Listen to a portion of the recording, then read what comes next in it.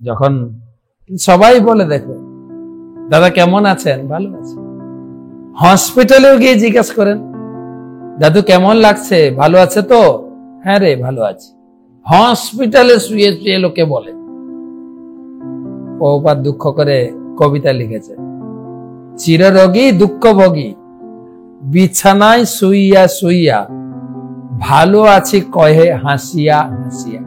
প্রকৃতপক্ষে সেই দুঃখ দুর্দশাকে উদ্ধার পেতে চায়, কিন্তু কখনো কখনো বহু কষ্টে দুঃখ দুর্দশার উপশম হলেও সে সাধারণত ব্যর্থ হয়। সে চায় এই দুঃখ অবস্থা থেকে বেরিয়ে আসতে, কিন্তু জানে না তো।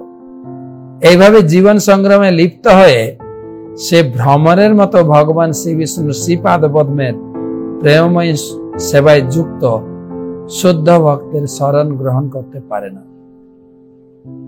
ভগবান থাকলেও, ভগবানের মন্দির থাকলেও, ভগবানের উৎসব হলেও সে কোনো কিছু উপভোগ করতে পারে না। সংসারের ব্যস্ততা, সংসারের ঘোর অরণ্যে তাকে জাপটে সিপটে ধরে রাখে।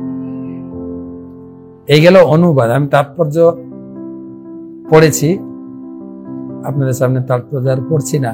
প্রভুপাদ লিখেছেন তাৎপর্য যে আমি আমেরিকায় গিয়ে বলছিলাম যে বর্তমান মানুষের জীবন কুকুরের মতো হয়ে গেছে, পশুর জীবন মতো। পশুর মতো ইন্দ্রিয় তৃপ্তি, পশুর মতো খাওয়া দাওয়া, কোনো বাদ বিচার নেই, আর পশুর মতো পরিশ্রম করা। একটা পশু ঘুম থেকে উঠে 4 পায়ে দৌড়ায় আহারের খোঁজে, আর আমরা 4 চাকাতে দৌড়াচ্ছি, 4 চাকাতে দৌড়ে। আর এই সংসার যে কত কষ্টের, বিভীষিকাময়, এই কয়দিনে 1 সপ্তাহের ভিতরে আমাদের মোটামুটি উপলব্ধি হয়ে গেছে।